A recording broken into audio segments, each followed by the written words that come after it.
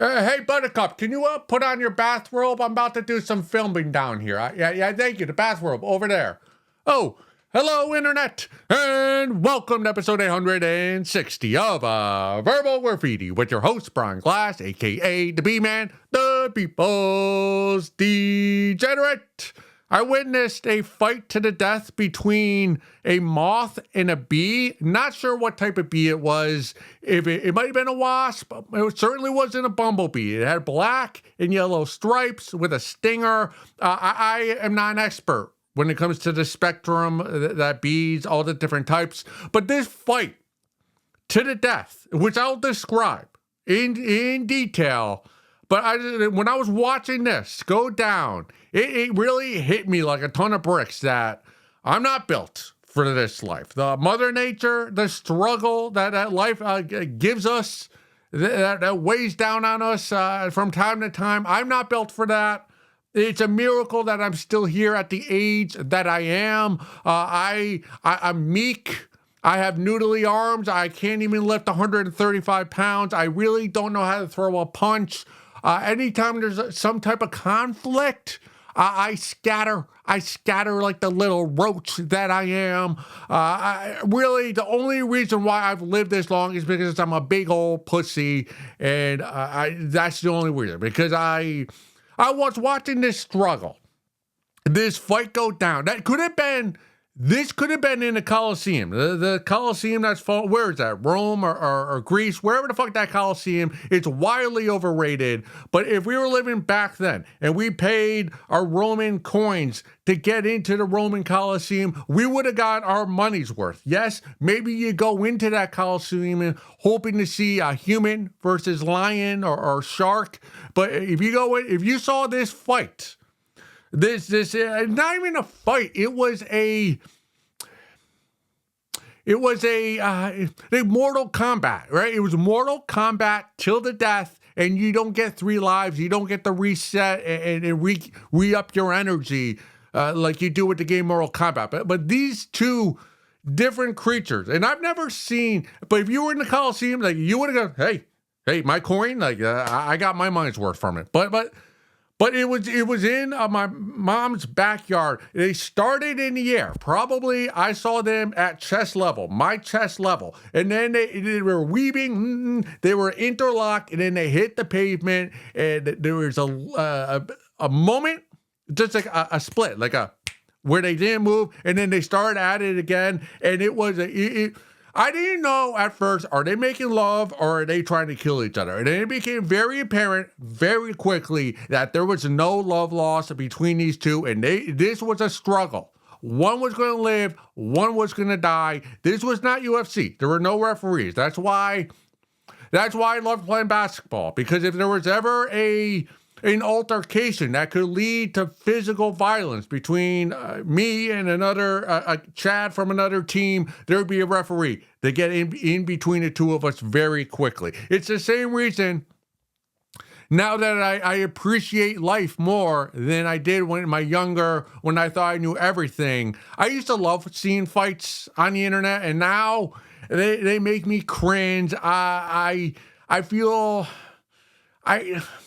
a sense of I don't feel the pain, but I understand the pain that when the person gets hit, right? Usually it's a bar fight. Some guy gets hit cold cocked, and his back of his head hits the pavement, and he stops moving. I know for the next month, his life is going to be an ambulance ride. He's just going to be in throbbing pain, medical bills. I don't enjoy seeing that. I don't enjoy knowing that's happening every night out wherever these fights are taking place. But this fight, get back to the point, B-Man. Get back to the point, which is the battle of life and death between a moth in a some type of bee. Let's call it just the general term bee. We'll be generalists here. And they were fighting, and it was a pretty even fight on the pavement. And their wings and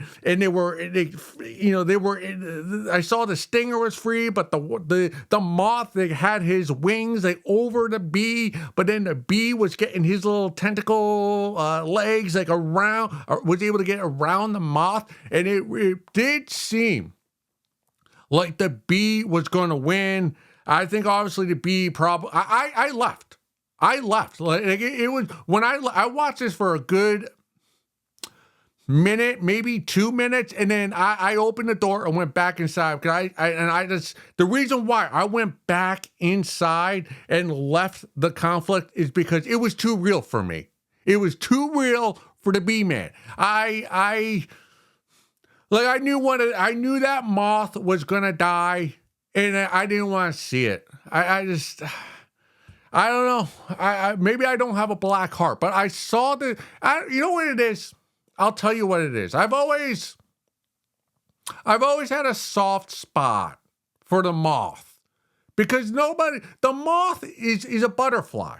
That's all it is. A moth is an ugly butterfly. And nobody loves a moth because it's ugly. So that's why I've always had a soft spot for the moth. I've always appreciated the moth. The moth is one bug creature that I don't smush and wrap up in toilet paper, flush down the toilet. The moth, if I can, I try to keep it and get it outside. Every other creature, a spider, any kind of bug, I kill and I go, hey, that's the animal kingdom, and we atop it, and I'm not going to feel bad for crushing that little ant. But the moth gets no love, and it gets no fear either. Nobody's afraid of a moth. A bee, terrified. I'm terrified of bees. I've seen people's arms swell up. Well, my mom's arm swelled up because she got stung by some type of wasp or bee. And anytime I hear bees, I get very stiff, and I make no movement. I'm not swinging. I'm very timid when the bee is buzzing around me because I know the bee can inflict pain with which the moth cannot. So I was siding with the moth because it's ugly.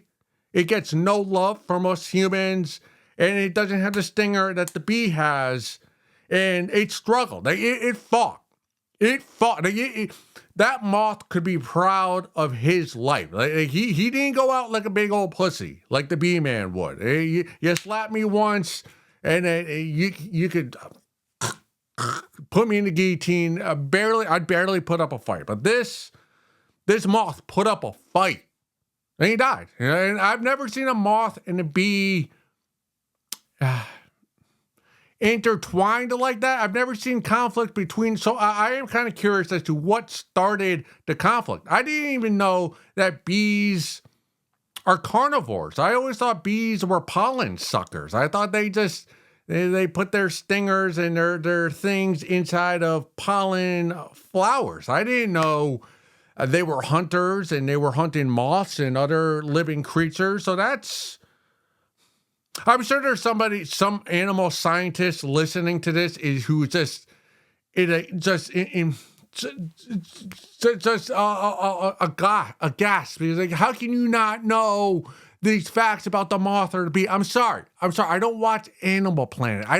My dick doesn't get hard for Shark Week. I see something in the wild. I'm like, oh, I don't want a skunk.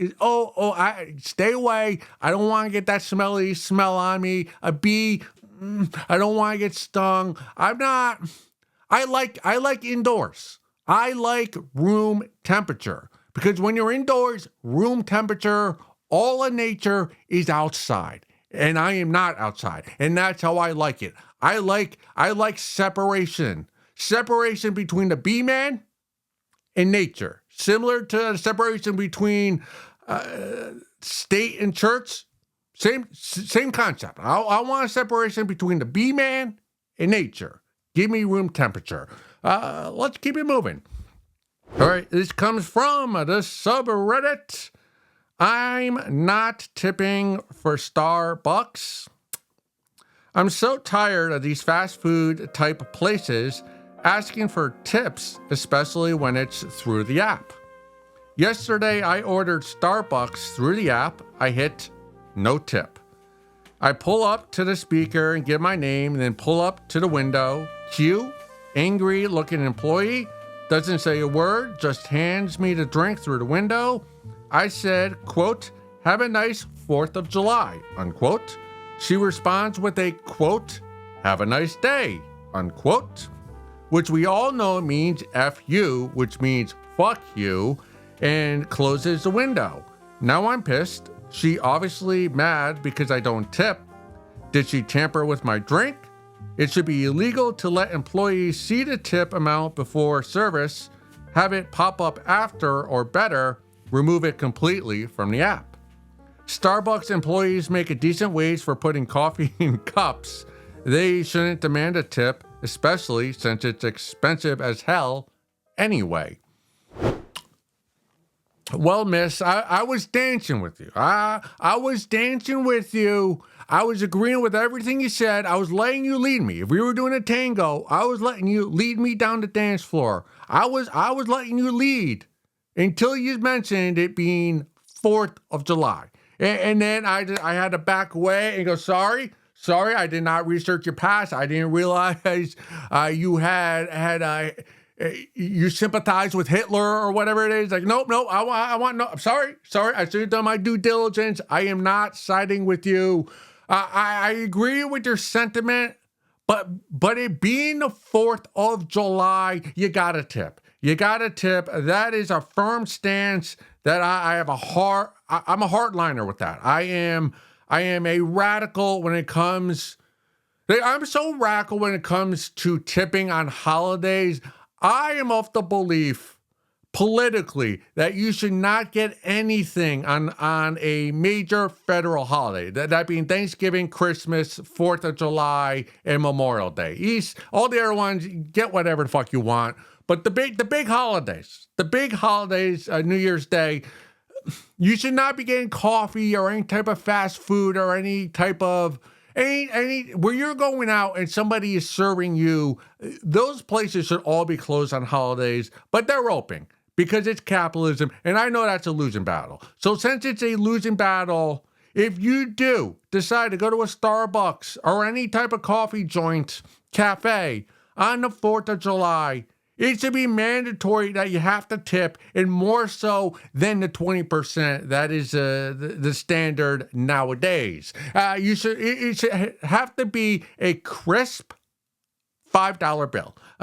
So that way, no singles. This is the 4th of July. Come with a real bill. Come with the Lincoln. There's a Lincoln on the 5, a crisp $5 bill. That way the barista doesn't have to pay taxes on that, because this is the 4th of July. Ain't nobody, especially a barista, should have to be paying taxes on Independence Day. So, you got to get more than 20%. Shame on you for not tipping on the 4th of July. I hope an M80 went off on your hand. You were drinking the coffee with one hand, pulling off an M80, but it blew off some fingers in the other hand. If there was karma, if there was real justice in this world, that is what would have happened to you later that day when you were playing with the fireworks. But everything else you said... Everything else you said, though, like, I dance with you. I do dance with you. I'm struggling. I'm having an internal struggle with tipping at when I get coffee, and I am addicted to caffeine. The bean juice, the B-Man, I'm addicted to it. So I'm going out to get coffee quite often, more so than I should. But with inflation, I was always tipping, and I was glad to do so. But hyperinflation, the last few years, it's getting to the point where I gotta admit I'm skipping out on giving a tip more than I ever have in the past, and I'm getting to the point where I'm on your side. And again, I'm not happy that I'm dancing with you, but let me give you like an example. So this place I get coffee at often, I like to get the big boy, the 20 ounce, the tall. It's a local place, so it's not the Starbucks size. It's a tall 20 ounces is now $4.75, and my drink order, black coffee, mild black coffee, hot, nothing else, totally black, easy. You just pour in the bean juice. You're giving it to me. And it's $4.75. So I'm going to get, and I'm paying in cash because I'm a cheap fuck. So I'm tipping like $1, but I'll also give you a quarter. So that's basically, with the tip, $6 for 20 ounces of coffee. And the barista ain't doing anything but pouring the bean juice in the cup and putting the thing over it so I don't burn my hand. That's it. And I'm looking at it, I go, why? Why am I tipping you? You're not really doing anything. So what I've had to do with inflation is downsize my drink to the 16-ounce cup, which is $3.75. But if you also give the $1 tip and then the extra, you're talking $5 for a black coffee. I can't do it. Like, I can't give. Now, I know those of you who are more well off are going to tell the B-man, well, then don't make your own fucking coffee. If you can't tip, don't go outside. Well, sometimes I like the ambience of a local cafe. You know this, mine. Like, I need some relaxation, so I'm going to go, even if you judge me. So, but my position now is if I go to this local spot I go to, and if I don't recognize the barista, his or her face, I ain't tipping. I ain't tipping anymore. And I want to, but inflation is forcing me not to. But if it's a face I do recognize that I've seen there, work there for years, yeah, I still give $1 tip. And it's because I feel guilty because I do kind of know that person, even though I really don't know that person at all. You feel what I'm getting at here, though. So I am with you. And I do struggle with why does the baristas need to get off their high horse? Like the name barista, it's a made up term, similar to an executive assistant. It's like, bitch, you're not an executive assistant, you're a secretary. Same thing with a barista. It's like, bitch, you ain't a barista. You're a coffee maker. You pour coffee into a mug. That is the job. You should not have some special title, barista. Like that's you're just trying to make your job sound more impressive than it is. All you're really doing as a barista is taking coffee and milk at varying temperatures and mixing them together. That's the job. And maybe you put a fancy thing on top of a flower or a heart, but you're pouring coffee into a cup. So I'm with this poster's. I understand where she's coming from. And it always has bothered me. Like, why do we tip the barista, but we don't tip the person working at McDonald's or Taco Bell? Or hell, I've been saying, this has been my soapbox for years. That we should be tipping the Amazon and UPS guys way more than we tip a coffee barista. Be honest with yourself. When was the last time you tipped the Amazon guy who was sprinting from his truck to your front door? And then compare that with how much you tip a barista who's just in room temperature, away from nature, that taking her time making your drink. When you compare those two, it's pretty obvious that the Amazon guy is the one who's getting tips, and they don't get any tips. So I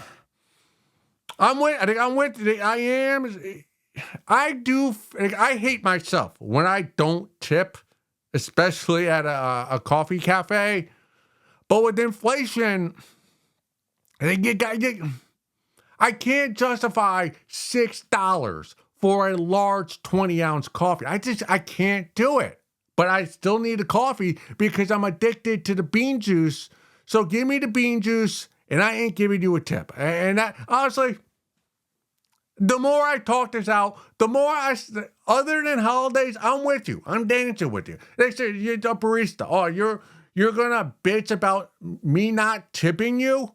Well, you can afford your septum piercing and your hair dye, so you're clearly having the money for that. So what is my tip gonna make your life any better? You don't need my tip. And anyways, you're bitching about us not tipping you. Ew, we're not the ones you need to be concerned about. You need to be concerned about AI, because AI is coming for your ass and your job, and it's coming quicker than you realize. My job as well. So I guess I need a tip too.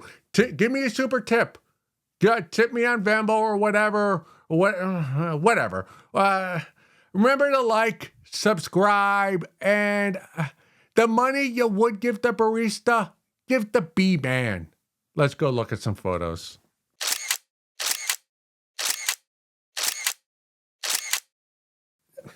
Hey, Hot Lips, I told you, put your bathrobe back on. I'm trying to film down here. I need to focus. Please, put it back on. Bitches, never listen.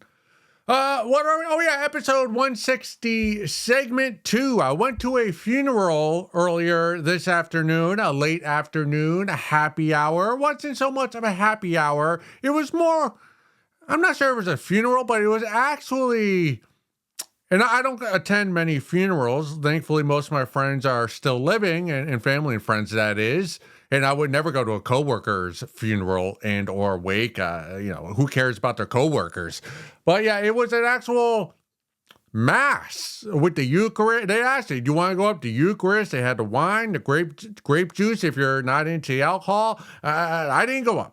I did not want my lips touching all the secondhand lip touch of all the other crusty people in the service. But the big takeaway is I did mass. So now I and everyone else involved in verbal graffiti, we are absolved of all of our sins up to right now. I'm sure the second segment, there'll be some more sins committed, so I'll have to go back to confession at some point within the next decade if we all live that long. But just being there in the church, and similar to the first segment, opening with the moth and the bee and the fight for life, Life is cruel. Father Time kicks ass because I'm in this church and I really wasn't paying attention to all the hymns and the songs and the prayers and all that. So I'm observing, and everybody there. And this gentleman, my neighbor who died a few weeks ago. He's not that old. He's mid-40s, but everybody there at the funeral in the church was crusty, graying hair, the skin, the wrinkles, when you're in a church pew. So yeah, a whole line or a pew in front of me. So you could, and it was hot. It was a hot, humid day, 90 degrees. So everyone was most people were wearing t-shirt, or not t-shirts, but were exposed arms, being floozies. So you could see the elbow, and the elbow, like the elbow wrinkle of a 45-year-old. There might be nothing that's more of an eyesore, off-putting than that. I saw so much of that, and you just saw people limping, and just life beating us all down. And I am one of these people. I do not have. I got a little bit of elbow fat. I got some wrinkles. I got some frowns. And I just saw everybody. And obviously, it was a funeral, so no one was, it wasn't a festive atmosphere. But it was an atmosphere. And people were out, this was a setting. And everybody, the Father Time was undefeated in this room. And this is life. Life is cruel. Looking around this church. And looking at, man, and you saw photos of people when they were younger, and then you see them now, and what happened? What happened? Life is what happened, and it is. I don't know how we all do it every day. How do you get up? Look at the people and see photos of what they used to look like or what yourself used to look like and still be able to go about your day without acknowledging that and still trying to be upbeat and positive. And like, how can you be positive when you're in a church with 150 dust? I mean, we weren't dust, but we're certainly on our way. And it wasn't terrifying because it's life. What can you do other than die, which we're all going to do? And by the way, if I die, if the B-Man dies, I do not want a funeral or a wake. I don't even want my death being acknowledged. Just get me cremated and just dump me out somewhere. I do not want people to have to waste a late afternoon or God forbid, a weekend, a Saturday or Sunday to celebrate or be sad over my life. I do not want, like, I don't even want Instagram posts. I don't even want a story, a 30-second story on Instagram. I don't even want that. Never mind a whole church production. Just what happened to the B-Man? Why isn't he posting verbal graffiti episodes anymore? Oh, he died 2 months ago. How? I don't know. No one told me. I don't even want a clip in a newspaper. Just boom, boom. I just fade away. And if somebody, what happened to him? He died. Oh, too bad. Too bad. That's all I need. I will not judge. Like, I'm a very judgmental person. I am judging people all day, throughout the day, for many of things, the way they look, the way they smell, the way they act, the way they behave. But if there is a wake for me and you do not attend, I will not be giving you the stink eye from wherever I am, hopefully up there. But I'm not going to be, like, I understand. 90-degree day, I wouldn't want to go to your wake either. So I'm not going to judge you. Jump in a pool, work on your tan. Do not waste an afternoon, pretending to be somber. But do you really care about the B-Man? I mean, honestly, if I die, how often have you seen me? How much? If you're watching, maybe you'll miss the entertainment, but you won't miss me. You'll get past me. I'm nothing special. But I was just there, and you just, when you're around people, and you just, wow, man, these people they all used to be younger, and it's, man, father time. It's cruel. Life is cruel. I understand why people just give up. Don't try. Let's try to be more positive. Let's keep it moving along. It feels good, though, to be absolved of all the sins I've committed the past 40 years. All right, this comes from the subreddit probation. OnlyFans on probation. 28 female here.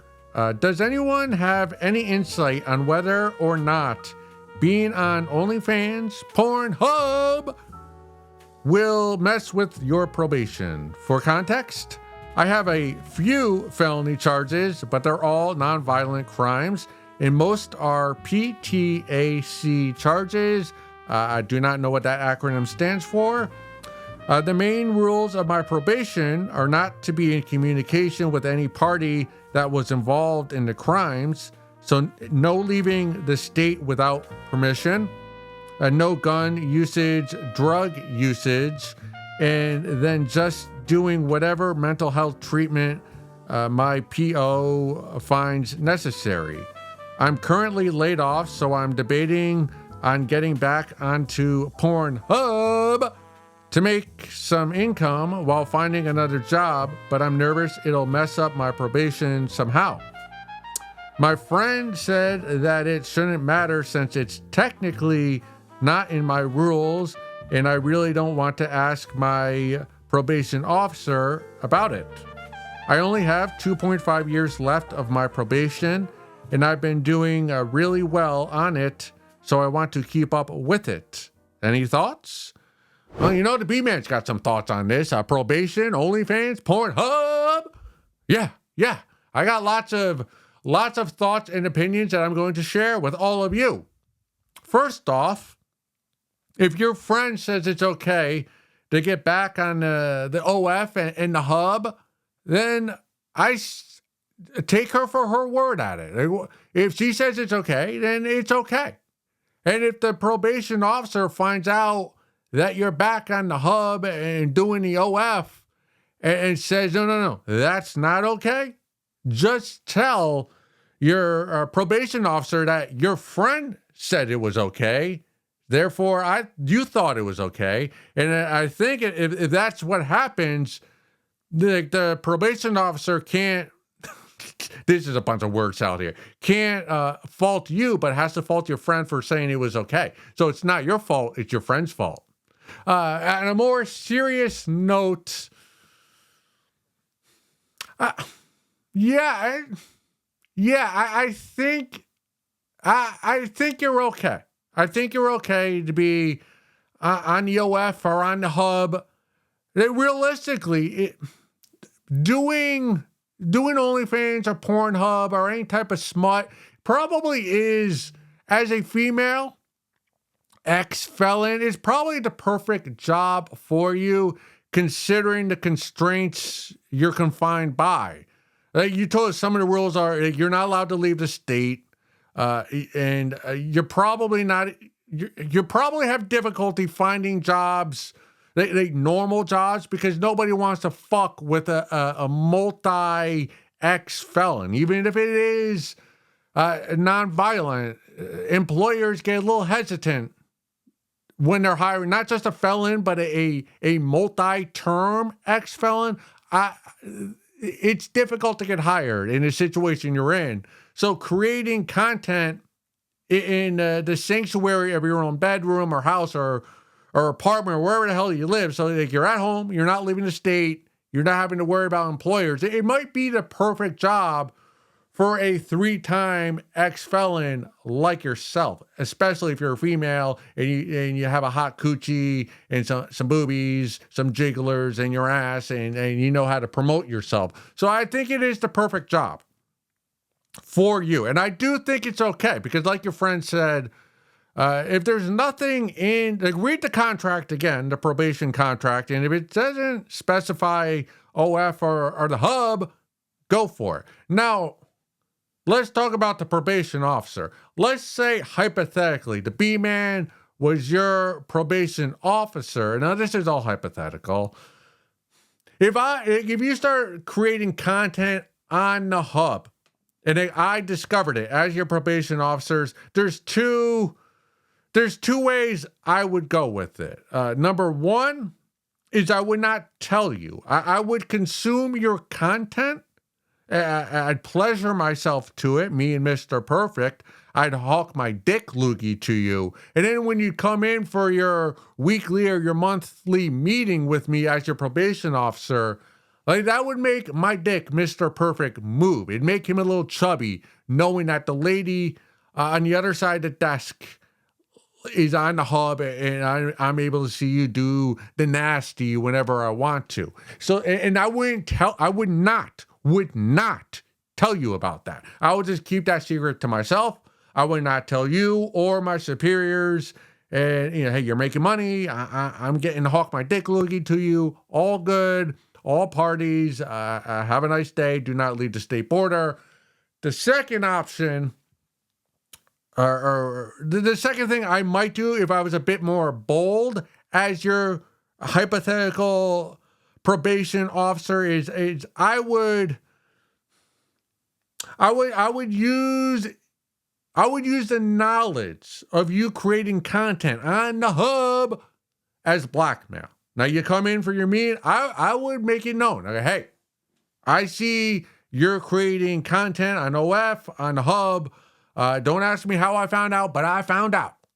And this is what we're going to do about it. So you know, like the little baseball park around the corner, the little league field, after dusk, you're going to fuck me in the dugout.